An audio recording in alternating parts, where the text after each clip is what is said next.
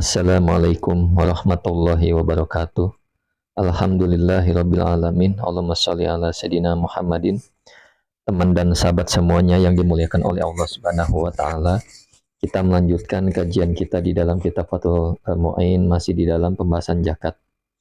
Qala al-musannif rahimallahu taala nafa'anallahu bihi wa bi ulumihi fi darini amin. Bismillahirrahmanirrahim. Wakhtara dan memilih jama'atun siapa segolongan ulama, maksudnya min a'immatina dari imam-imam kami, jawaz sarfil fitrati akan kebolehan mengalokasikan zakat fitrah ila salasati masakina kepada 3 orang miskin, au ghairihim atau selainnya orang miskin, minal mustahikina daripada para mustahik. Jadi menurut segolongan ulama dari imam-imam kami, artinya segolongan ulama yang bermadzhab Syafi'i juga, mereka memilih akan bolehnya mengalokasikan zakat fitrah kepada 3 orang miskin atau selain orang miskin. Nah, berarti di asnaf yang lain, misalkan fakir atau gorimin, yang penting mereka berhak menerima zakat. Misalkan si Budi biasanya zakat fitrah itu dialokasikan, bukan biasanya. Zakat fitrah, ukuran zakat fitrah adalah 1 sok. 1 sok ya 4 mud.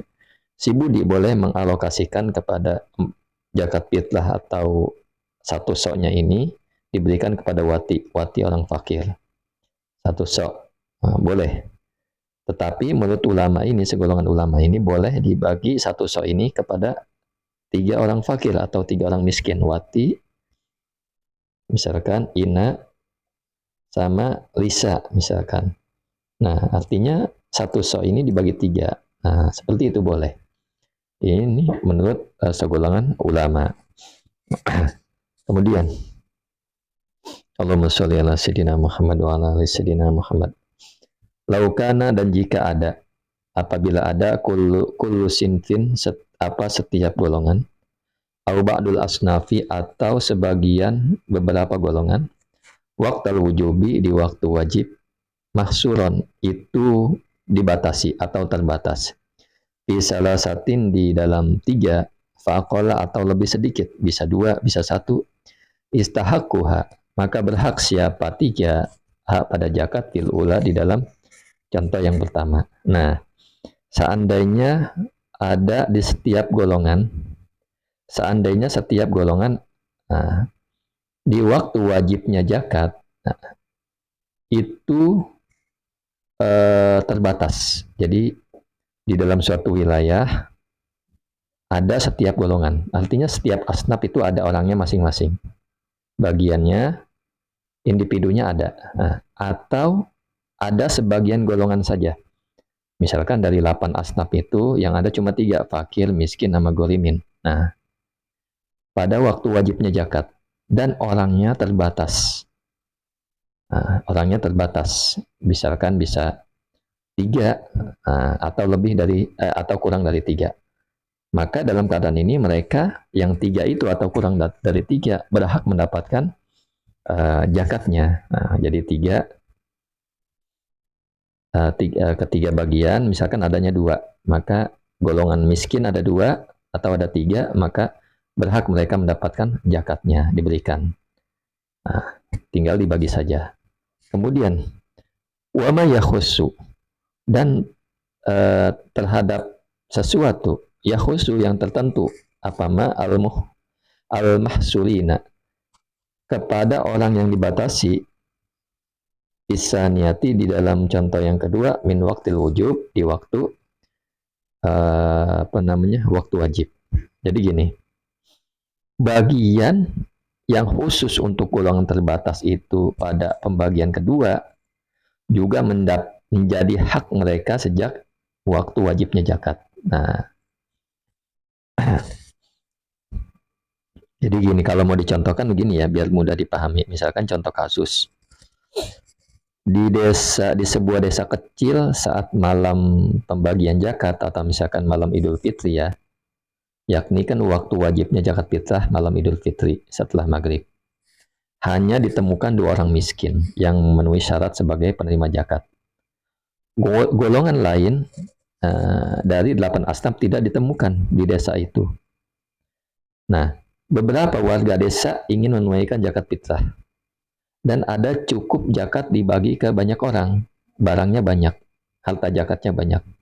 Tapi karena hanya ada 2 orang miskin, muncul pertanyaan, bolehkah zakat fitrah diberikan hanya kepada 2 orang itu saja? Maka berdasarkan teks ini adalah boleh dan sah. Nah, ya artinya gini, kalau suatu golongan misalkan miskin ya, saat zakat wajib hanya terdiri dari 3 orang atau kurang, maka mereka tetap berhak menerima seluruh bagian untuk golongan tersebut. Misalkan 10 juta golongan miskin, adanya cuma 2, maka tetap semua dibagi. 10 juta ini dibagi 2. Nah, seperti itu ya. Atau ada 3 orang dibagi 3. Tapi kalau lebih dari 3, ini ada aturan sendiri. Nanti kita bahas. Nah, bahkan jika zakat baru dibagikan esok harinya atau beberapa jam setelah waktu wajib, jadi 2 orang miskin itu tetap berhak menerima. Karena yang dijadikan acuan adalah kondisi saat waktu wajib zakat, bukan saat pembagian. Nah, kemudian, fala yadulu, maka tidak bahaya atau tidak masalah hudus suginan. Apa terjadinya kaya, au mautu ahadihim, atau tidak bahaya matinya salah satu mustahik. Bal, tetapi hakuhu, adapun haknya mereka, salah satu mereka, bakin ialah tetap bihalihi dengan keadaannya mereka, keadaannya salah satu mereka. Jadi misalkan ya,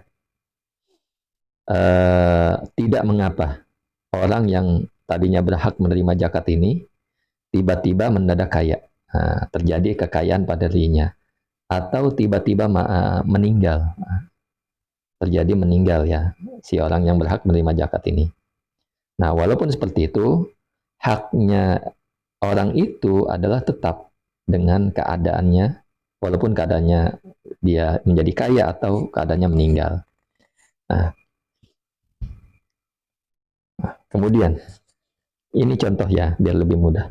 Si A, orang yang miskin, di waktu wajibnya zakat, ya dia masih miskin. Nah, kemudian pas berjalannya waktu, 6 jam kemudian tiba-tiba dia dapat hadiah dan menjadi orang kaya, maka tetap dia mendapatkan ya, berhak menerima zakat, tetap diberikan kepadanya.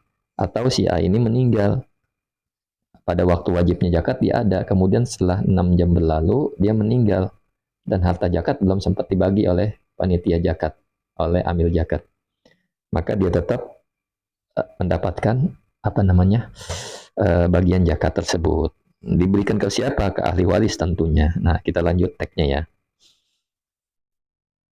Allahumma sholli ala sayyidina Muhammad wa ala ali sayyidina Muhammad. Fa yudfa'u, dan maka diberikan nasibul maiti, apa bagiannya mayit, liwarisihi, kepada ahli waris mayat. Wa in kana, walaupun ada huwa, siapa ahli waris, al-muzaki, ialah orang yang berzakat. Nah, ini dia. Jadi kalau orangnya meninggal, maka bagian mayit diberikan kepada ahli waris. Walaupun ahli waris itu orang yang muzaki, orang yang membayar zakat. Nah, mudah-mudahan dapat dipahami ya. Wala yusyarikuhum, dan tidak boleh bersekutu pada mereka, mustahik. Qadimun, siapa orang yang datang, orang yang baru datang, alaihim, atasnya mereka para mustahik. Wala ghaibun, dan tidak pula orang yang jauh, artinya orang yang tidak ada, anhum, dari mereka mustahik, waqtal wujubi, di waktu wajib. Nah, misalkan di waktu wajib baru ada 3 orang mustahik, ya, orang mustahik, orang miskin 3 orang. Nah, kemudian berjalannya waktu, kok tiba-tiba ada orang baru mustahik, ngaku mustahik juga, atau golongan orang miskin. Nah, maka yang baru ini tidak bersekutu dengan mereka, artinya mereka ya tidak diberi zakat. Nah, tidak diberi zakat, yang diberi adalah yang 3 ini yang tetap. Yang baru-baru itu atau yang tadinya tidak ada, maka tidak bersekutu dengan mereka. Artinya tidak usah dibeli. Seperti itu ya. Allahumma sholli ala sayyidina Muhammad wa ala sayyidina Muhammad. Kemudian fa in zadu, dan maka jika lebih siapa mereka mustahik ala salasatin, atas 3 orang, lam yamliku, maka tidak memiliki siapa mustahik illa bil qismah, kecuali dengan dibagikan. Jadi misalkan ada mustahik, kalau mustahik 3, misalkan golongan miskin ada 3 orang dan bagian mereka adalah misalkan 10 juta ya. Nah, 10 juta bagian mereka 3 orang ini. Tapi kalau lebih dari 3, maka mereka tidak otomatis langsung memiliki ya, kecuali dengan dibagikannya harta zakat tersebut, baru mereka bisa memiliki setelah dibagi dan memberikan kepada mereka. Jadi artinya tidak otomatis langsung milik mereka. Kalau kurang dari 3 atau 3, maka otomatis milik mereka. Ada asnaf, 8 asnaf, bagian bakir 10 juta, miskin 10 juta, kebetulan si miskin cuma ada 2 orang, maka yang 10 juta milik mereka. Tapi kalau lebih dari 3, maka tidak otomatis jadi mereka, harus dengan pembagian.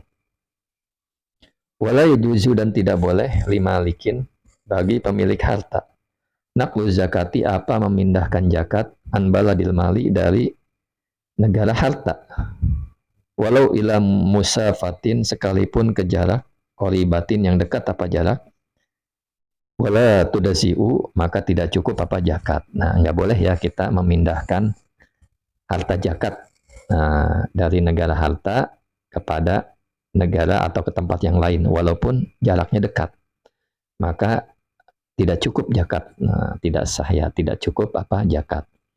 Misalkan si A tinggal di kota Bogor, kemudian si A mau menyalurkan zakat ke Semarang misalkan. Nah, maka dalam teks ini adalah, dalam kitab ini Fathul Mu'in ini nggak boleh. Dalam mazhab kita Imam Syafi'i ya, tidak boleh. Nah, zakat tetap diberikan ke tempat harta itu ada, seperti itu ya. Nah, jadi apa ya? Nah, ini hikmahnya kenapa nggak boleh ya, karena biasanya yang kalau kita ada harta, ada uang, kita punya segala macam, maka perhatikan tetangga kita, barangkali tetangga kita itu ya ada banyak kekurangan. Jadi dengan adanya kita memberikan kepada mereka zakat kita, mereka itu akan senang sama kita, terhibur, bahkan mendoakan kita ya. Jadi poinnya adalah tidak boleh bagi pemilik harta memindahkan zakat ke negeri yang lain, sekalipun jaraknya dekat. Kemudian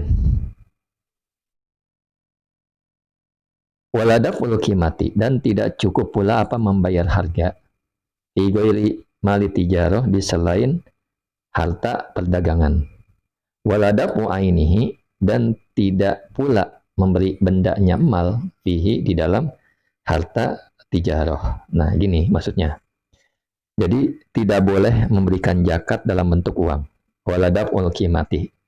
Ya, nggak boleh. Misalkan kalau zakatnya hewan ternak, ya kita punya 4 kambing, maka zakatnya 1 kambing. Nggak boleh diganti kimah atau harganya, dijadiin uang, nggak boleh. Tapi bolehnya di harta perdagangan. Justru harta perdagangan itu tidak boleh diberikan ainnya, harta dagangnya, di dalam harta perdagangan tersebut. Si A itu dagang pakaian. Nah, dia wajib zakat karena tokonya besar dan laku laris. Nah, si A ini ya tidak diperkenankan membayar zakat dengan pakaian, maka harus dengan harganya, dengan kimah, dengan nilainya, seperti itu, dan dengan uang lah ibaratnya. Tapi kalau zakat hewan ternak, zakat yang lainnya ya, maka adalah tidak cukup dengan kimah, dengan harga. Ya, semacam misalkan emas dan perak, perkebunan, atau pertanian, atau buah-buahan ya, maka zakatnya dengan apa, barang itu sendiri, bukan dengan harganya, bukan dengan nilainya. Nah, kemudian Allahumma sholli ala sayyidina Muhammad wa ala ali sayyidina Muhammad.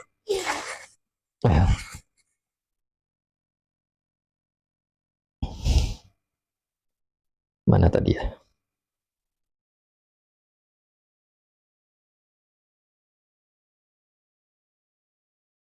Wanukila. Nah, kita lanjut ya. Wanukila, dan dinukil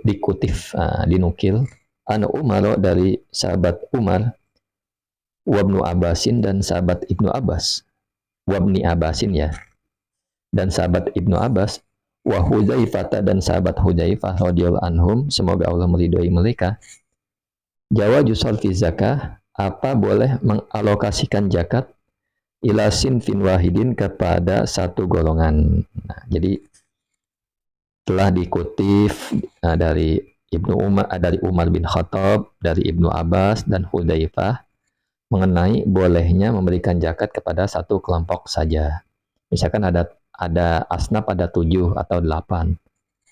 Kita memberikan kepada satu golongan saja. Kita wajib zakat 20 juta misalkan. Kita mau memberi kepada fakir saja. Fakirnya ada 5 orang atau berapa orang, 10 orang misalkan. Maka kita beri kepada satu golongan saja, itu boleh. Nah. Wabihi, dan dengannya boleh menyalurkan zakat kepada satu orang. Qala, berkata Abu Hanifah, siapa? Imam Abu Hanifah. Wa yajuzu, dan boleh, indahu, menurut Abu Hanifah atau di sisinya Abu Hanifah, naqlu zakati, boleh apa? Memindahkan zakat ma'al karoha, tetapi makruh. Wadaf'u qimatiha, dan membayar harganya zakat.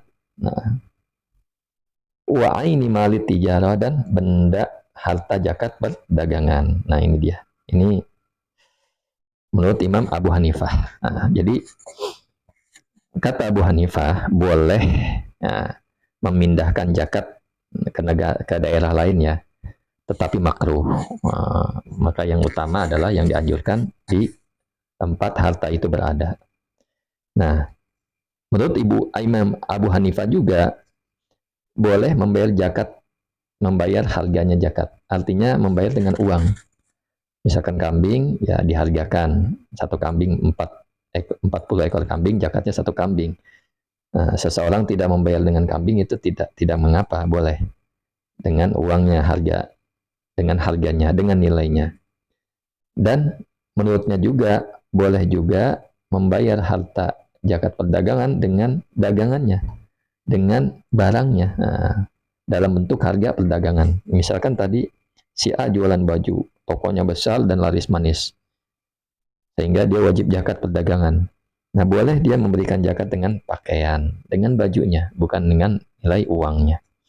Ini pendapat Imam Abu Hanifah. Sebenarnya ada pendapat ini, banyak pendapat ini memudahkan kita untuk apa? Untuk mengamalkan. Artinya yang mana kita mudah ya. Jadi kalau misalkan di dalam mazhab Syafi'i agak sulit, kayak zaman sekarang kan, atau zaman dari dulu sampai sekarang, dilihat Imam Syafi'i berpendapat tidak boleh dengan zakat fitrah itu dengan uang, tapi Imam Abu Hanifah boleh. Nah, ini adalah sebenarnya memudahkan. Kenapa ya? Barangkali ketika kita memberi beras, makanan pokok, orang miskin itu nggak punya lauknya, nggak punya untuk beli bumbunya dan sebagainya. Maka inilah hikmah kenapa ada ulama yang membolehkan, agar apa? Agar melengkapi, seperti itu ya. Tetapi adanya pendapat ini jangan diambil yang mudah-mudah saja, itu yang tidak boleh.